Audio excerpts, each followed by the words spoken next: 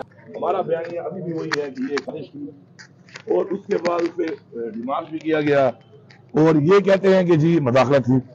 اب دیکھیں جی میں تو یہ سمجھتا ہوں اگر ایک میں غیرت مند پاکستانی ہو کر کہ اگر میرے گھر میں کوئی مداخلت بھی کرتا ہے تو میرے خیال میں وہ سازش ہی ہے. اب ڈونلڈ ٹرمپ نے جو وہاں پہ بات کی ہے ایک جھوٹا بیان سے دے کے اس سے انکار کر دیا تو میرے خیال میں اسد مجید صاحب کو بلایا جائے, اس کو بلا کے پوچھا جائے کہ یہ جو بات چیت تھی اگر یہ بات چیت نہیں ہوئی تھی تو سائفر بھیجا کسے تھا. یہ تو بہت بڑا سوال نشان بن رہا ہے. اگر وہ جھوٹ نہیں بول رہا اور سچ بول رہا ہے تو پھر وہ سائفر تھا کیا؟ اور جس سائفر کے اندر عمران خان صاحب کو اس وقت سزا دی جا چکی ہے انلیگل سزا, تو اگر سائفر تھا ہی نہیں تو سزا کس بات کی؟ اور اگر تھا تو پھر سازش تھی اور سازش کے اوپر ہمیں بالکل اس پہ احتجاج بھی ہم کرتے ہیں اور ہم حق رکھتے ہیں اس چیز کا کہ ہم اپنے ملک کے اندر کسی کی مداخلت بھی برداشت نہیں کریں گے. سر عوام کے مسائل کے لیے عوام کے مسائل حل کرنے کے لیے حکومت تعاون کریں گے, حکومت تعاون کریں گے عوام کے مسائل حل کرنے کے لیے. دیکھیے جی ہماری جو اپنی حکومت ہے ماشاءاللہ پختونخوا میں ہم عوام کے مسائل حل بھی کر رہے ہیں. ہم نے ہیلتھ کارڈ شروع کر دیا ہے, ہم انشاءاللہ فلاحی کام اور بھی کر رہے ہیں, ترقیاتی کام بھی ہم کریں گے اور اس کے لیے جو ہمارے انہوں نے پیسے دینے ہیں وہ ہمارا حق ہے اور اپنا حق ہم مانگ رہے ہیں. انشاءاللہ ہم لیں گے ان سے اپنا حق. باقی یہ جو حکومت بنی ہوئی ہے یہ مینڈیٹ کے بغیر ہے, عوام نے ان کو ووٹ نہیں دیا, مینڈیٹ چوری ہوا ہے. ہماری اپیل بھی ہے اور ہمارا اس پہ احتجاج بھی ہے اور ہم کرتے رہیں گے کہ اس کو باقاعدہ طور پہ دیکھا جائے. پاکستان کے تاریخ کی بدترین دھاندلی کی گئی ہے.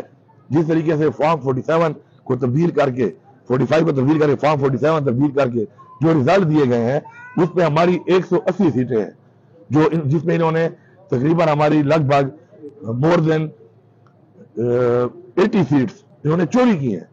تو اب ایسی حکومت جو کہ عوام کے مینڈیٹ سے نہ آئی ہو, جس کے ساتھ عوام کی سپورٹ نہ ہو اور عوام کا مینڈیٹ چوری کر کے آئی ہو تو وہ کیا ڈیلیور کرے گی؟ سر ملٹری سے مذاکرات کرنا چاہتے ہیں عمران خان صاحب. دیکھیں جی عمران خان صاحب اس وقت جو ہے وہ کسٹڈی میں ہے اور ڈیل تو کبھی بھی عمران خان صاحب نہیں کریں گے. لیکن بات یہ ہے کہ ہم نے ہمیشہ یہ بات کی, خاص طور ہمیشہ یہ بات کی کہ پاکستان کے لیے وہ بیٹھنے کو تیار ہے اور اس سے پہلے جب وہ گرفتار نہیں بھی ہوئے تھے تو انہوں نے بارہا یہ بات کہی. اب جو حالات اس ملک میں بن چکے ہیں اور جس حالات میں ہماری قوم گزر رہی ہے, جو مہنگائی ہوئی ہے عمران خان صاحب کے جانے کے بعد, تو پوری قوم جانتی ہے یہ جو ایک ایڈونچر کیا گیا, تجربہ کیا گیا اس ملک کے ساتھ, اس سے نقصان کس نے اٹھایا؟ پاکستان کی عوام نے اور پاکستان نے.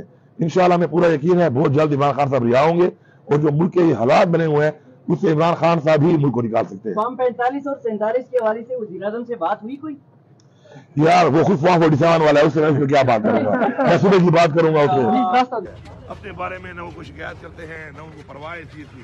وہ پاکستان کی قوم کی جنگ لڑ رہے ہیں, ہمارے بچے کی جنگ لڑ رہے ہیں, ہمیں فخر ہے اس بات پہ انشاءاللہ, اور ہم اس جنگ میں اسی طریق ان کے ساتھ ہیں انشاءاللہ ساتھ رہیں گے. آپ کی شہباز شریف سے دوبارہ بھی ملاقات ہوئی اور باقی وزراء اعلیٰ سے کہ آپ کا ساتھ دے گا فنڈز وغیرہ کے اجرا میں؟ دیکھیے ان کو دینا پڑے گا. میں کوئی اپنی ذات کے لیے تو کوئی بات کر نہیں رہا. میرے صوبے کے حقوق ہیں, میرے صوبے کا شکر ہے الحمدللہ مینڈیٹ ہے ہمارے پاس, اور میرے صوبے کے جو حقوق ہیں, میرے صوبے کے جو بقایاجات ہیں وہ ان کو دینے پڑیں گے اور وہ ہم انشاءاللہ لے لیں گے ان سے. احتجاج کی کال دی جا رہی تھی بار بار پی ٹی آئی کی جانب سے, کیا آپ بھی برقرار پی ٹی آئی کے احتجاج؟ جی بالکل, ہمارا جو فارم 47 کے تحت جو دھاندلی کر کے لوگوں کو جتوایا گیا ہے تو ہمارا یہ آئینی حق ہے کہ ہم اس پہ احتجاج بھی کریں گے اور ہم احتجاج کر کے اپنا حق ہم مانگیں گے انشاءاللہ. ہمیں یقین ہے کہ ہمیں عدلیہ سے انشاءاللہ انصاف ملے گا. سر جماعت اسلامی کے ساتھ تعاون کر رہی ہے دھاندلی کے معاملے میں؟ ٹھیک ہے.